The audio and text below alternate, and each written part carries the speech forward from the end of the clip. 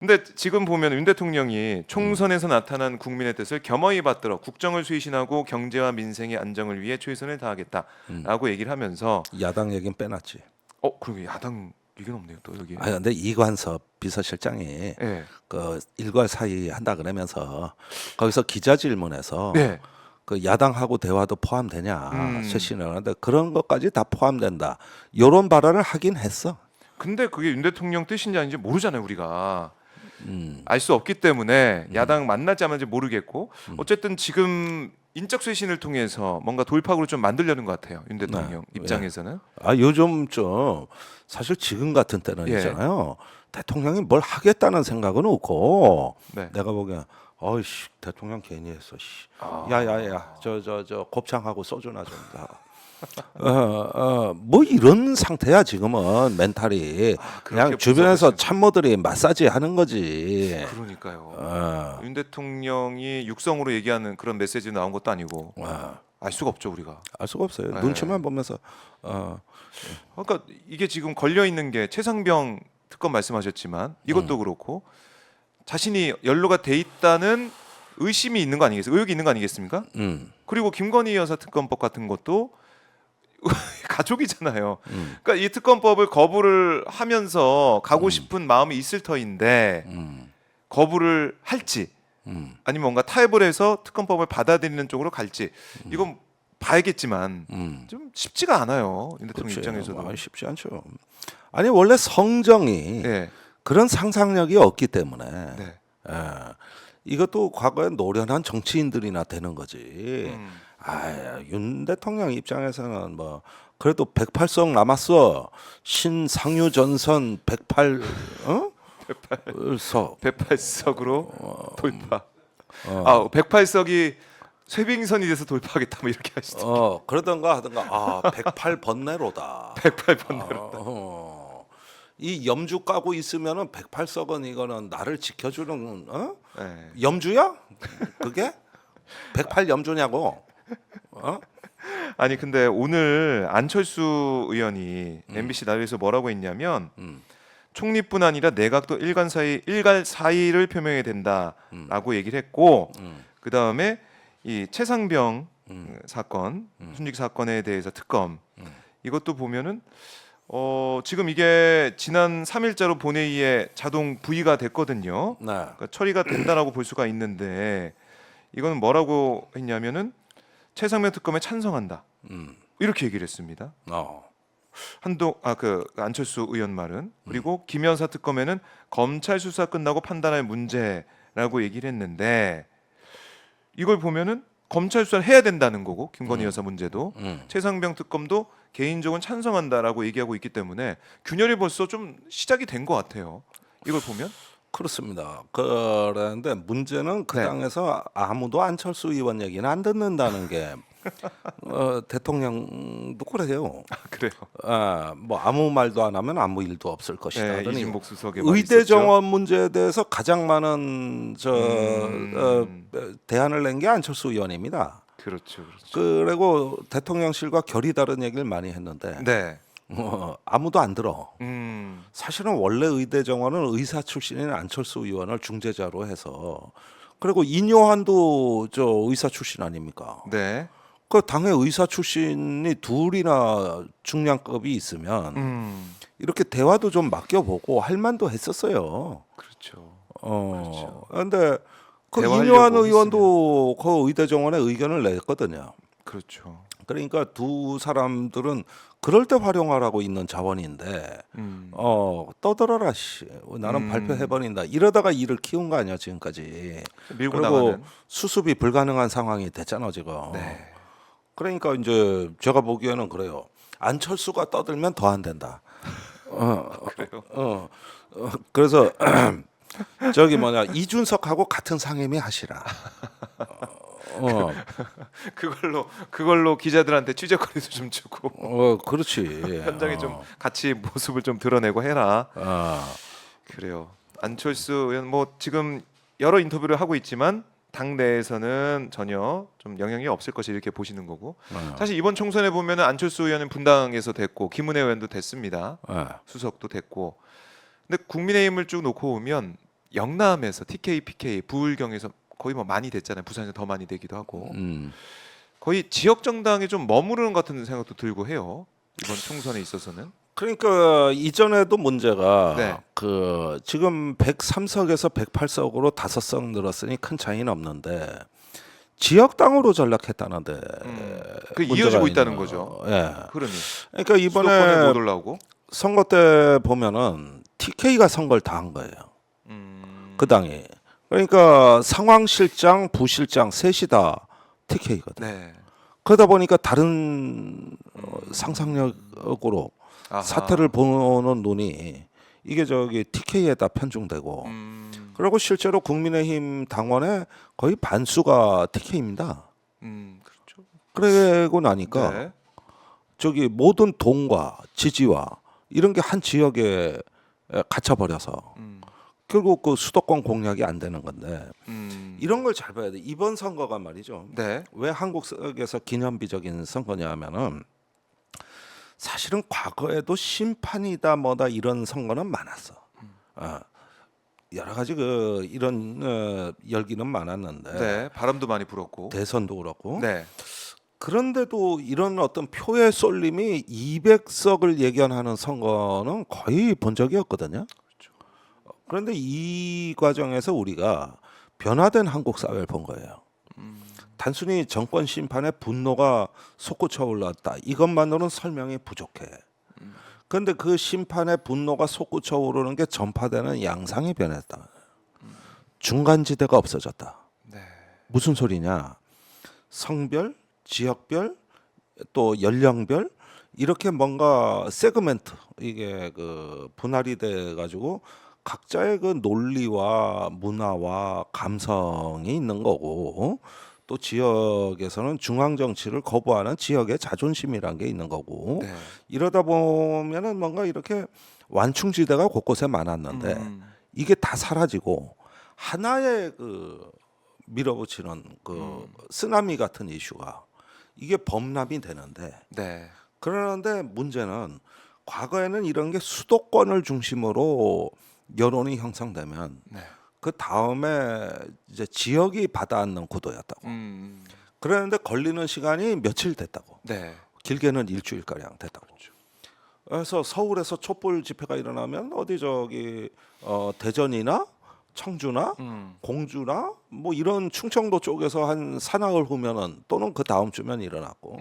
그런데 이런 시차가 존재했는데 네. 이번에 그게 없어졌어. 동시다발적으로 하나의 실시간으로 선거구처럼 움직여. 하나의 서울, 이슈에. 경기, 충청도, 호남이 전혀 시차가 없고 심지어는 지방이 더 먼저 움직여. 그래서 낙동강 벨트, 금강 벨트 뭐 이런 식으로 그런 네. 걸 보면 이 뉴스의 소비에 있어서 지역 불균형이 없어졌다니까. 시차가 사라졌어. 그리고 지방이 더 빠를 때도 있어. 심지어는 수도권이 나중에 움직이는 네. 이런 경우도 있더라고 말이에요. 그 왜 그랬느냐? 이 대한 매체가 급격히 발전하면서 그것이 뉴스를 지배하는 아하. 이 어떤 그 현상이 두드러지면서 이번 총선에서 특히 그리고 가장 신뢰할 만한 매체를 유튜브라고 답변하는 사람이 이미 발이 넘었고 이렇게 되니까 무슨 일이 일어나냐 하면은 이게 모든 그 차이를 압도해 버려. 그래가지고 쏠림 현상이 이게 엄청나게 빠르게 일어나. 서서히 달궈지는 게 아니요. 네. 확 그냥 아하. 확.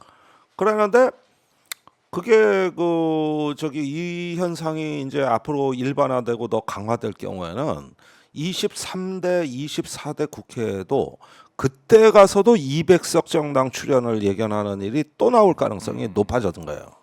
그러니까 그때는 누가 심판받을지 몰라. 네. 아무래도 보수 정권이 심판일 때 속도가 더 빨라지는데 완충지대가 없이 확 확 넘어버린다.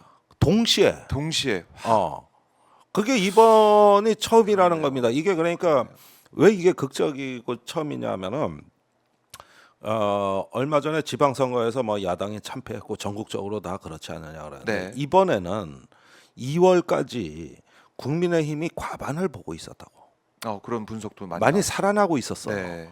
근데 이종섭 대사 국면이 한 열흘 정도 지속되는 동안에 완전히 바뀌었는데 그때 그 저기 김학용 의원이라고 있어. 네, 안성. 안성에요. 예. 안성에 그 양반이 이번에 낙선했죠? 낙선했어요. 예. 그분 많이 앞서가던 거예요. 2월까지는. 아, 근데 김현정의 뉴스쇼에 출연해가지고 근데 그 얘기를 재밌게 들었는데 네.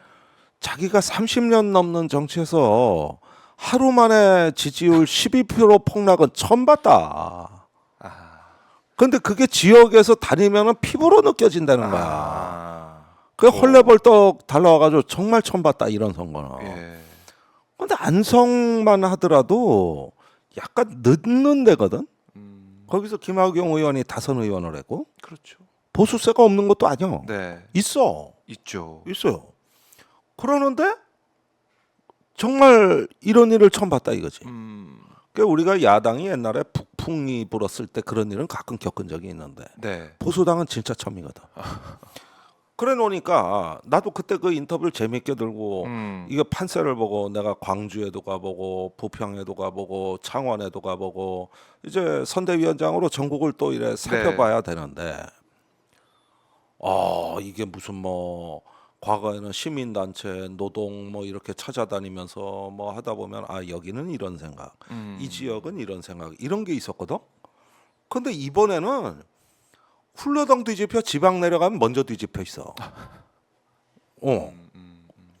그리고 이게 거의 뭐 내가 실시간으로 또 다 청주에서 퍼지네요. 출마해가지고 네, 그 낙선했지만은 21대 청주 내석 그 저기 그 민주당이 다 잡고 이번에도 음성 쪽도 잡고 해서 네. 한 5석을 8분의 5를 먹었거든. 네, 그런데 이제 그때 2월 달에 되니까 이번에 이제 충북의 8개 의석 중에 민주당 우세 지역이 2군데, 그리고 2군데는 경합, 나머지는 국민의힘 우세였어요. 네, 그랬는데 3월이 돼가지고 이종섭 이제 사태를 겪고 보니까 4석 다 될 것 같다는 거야 청주가.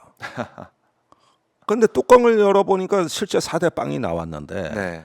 한참 좋을 때 4월 사전 투표할 무렵에는 민주당 우석이 6석으로 바뀐 거야. 과거에 충청도 느려 터진 거 하나는 내가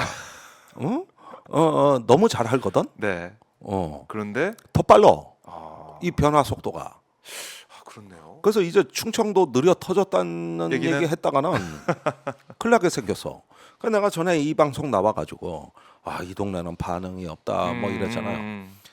근데 그렇게 저기 그 뭐 예를 들어서 빨리 좀 합시다. 빨리 네. 좀 뭐 나 급해요. 그러면은 그렇게 급하면 어제 오지 그랬시오. 이랬던 양반들도 이 사람들도 언제 성질이 급해지는 걸 내가 보니까 예. 어디 도로에 신호등에서 지나가려고 그러는데 저기 앞차가 확 끼어들어 가지고 한바탕 부딪힐 뻔할 때 아찔하죠. 이때 욕 나오는 거 보면은 충청도나 전라도나 영남이나 뭐 한국 사람 그럴 땐 못 참아. 못 참죠. 못 참는다고. 그냥 자동적으로 나오죠. 그러니까 저 사람들도 화를 내고 한번 그냥 뭐 하다 이거 뭐 하는겨? 이렇게 나서잖아. 네. 눈 부릅뜨고 뭐 하자는겨? 이 소리 나왔다 그러면 정신이 없는 거야. 그러더니 그 훌러덩 뒤집히던 그 거야. 현상을 보셨군요. 예. 가지고 그 왜 공양미는 300석, 우리는 200석 이 단어가 이제 네. 나온 게 그 청주에 내가 아는 사람이 최초로 만들어냈더라고 그래요? 그 말을. 그런 말 만들 사람이 아니거든 과거에는. 200석 얘기가 그래서 나왔다고. 네. 그런 게 거기에서 확 퍼졌다는 거예요. 이채 양명주 같이 네. 네이밍이 원래 청주가 그런 데가 아니거든 거가. 야, 그렇게 충청에서 그 단어가 나올 정도로 더 뜨겁고 더 빠르게 반응했다. 아니 이번에 대전 충남 봅시다. 예. 표의 쏠림 현상이 수도권보다 더 심합니다 여기는. 그러게요. 바람이 더 많이 불었어요. 더 많이 불어. 예. 그런데 과거에 충청도가 바람 불던 데냐고. 그렇죠. 그렇지 않겠죠. 그런데 어떻게 수도권보다 더 세냐고. 그러니까 이게 내가 뭔 말을 하는 거냐 하면은 네. 앞으로 선거에서는 두고 봐라. 이제 정치가 조금 극단화되면 네. 200석 정당 출연은 이제 다반사로 나온다. 그만큼 이 쏠림 현상이 심해지고 이제 완충지대가 없어졌다. 네. 완충지대가 이게 한국 사회가 이 뉴스를 소비하는 행태 그리고 의견 분위기라고 내가 아까 얘기했잖아요. 네. 저기 오피니언 클라이밋 음. 이 형성되는 게 과거에는 돌풍이었다면 요즘은 태풍으로 본다. 네. 기후 변화 같이 왔다. 그렇네요. 이것도 기후에 따라 또 달라지고 있는 여론의 기후다. 그렇습니다. 네. 정치의 기후 위기다. 정치의 기후 위기다. 그러니까 어떤 이 이슈가 나오게 되면 거기에 대한 반응이 빠르기 때문에 더 뜨거워지고 더 달궈지고 바람이 확 부는 거 아니겠습니까? 네. 그게 어떻게 보면 서쪽에는 그 심판 바람이 많이 불었는데 그 바람에 맞서는 뭐 어떻게 그러니까 몇풍이라고 영남에서는 영남에서 그게 또 많이 불고 이제 낙동강 사수로 그게 이렇게 확 불고 그게 어떻게 보면 그래서- 반작용 같은 거네요. 그래서 옛날엔 네. 정치가 이렇게 출렁출렁하면서 네. 이렇게 하고 물결이 번졌다면 요즘은 휙 음, 그냥 이렇게 그렇네요. 그 바람에 또 맞서는 맞바람도 불기도 하고 그렇습니다. 빠르게 변한다. 빠르고 쏠림 현상이 현상이 심해진다. 그렇네요. 아. 부산 같은 경우 보니까 18석 가운데 17석을 국민의힘이 가져갔어요. 그렇죠. 그런데 이걸 완화시키는 방법은 이 소선거구제를 없애는 방법밖에 없어요. 이번에 근소한 경합 지역이 엄청 많았잖아요. 맞아요. 뭐 몇백 수 차이로 바뀌는 지역이 많았어요. 그렇습니다. 그런데 이런 상황을 보면은 네. 저기 쏠림 현상을 또 촉진하는 게 매스미디어와 선거제도입니다. 이런 부분인데 네. 이제 어쩌면 22대 국회에서 본격적인 정치개혁 논의가 시작될 법도 하다. 이게 분명히 표는 세력 균형을 이루고 있는데 막상 의석수는 한속으로 쏠리는 현상. 그러면 이제 이 현행 제도화에서는 앞으로 200석 정당 출연이 다음 국회부터는 얼마든지 가능해졌다.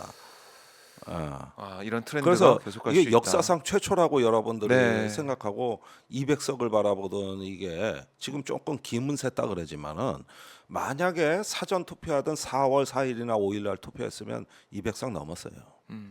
그 이후에 일주일간 심판에 대한 약간의 피로감과 반작용, 네. 그다음에 보수 민주당의 결집도 일부 있었고. 후보들의 네. 자질 논란 이게 겹치면서 줄어든 게 이 정도야. 아하.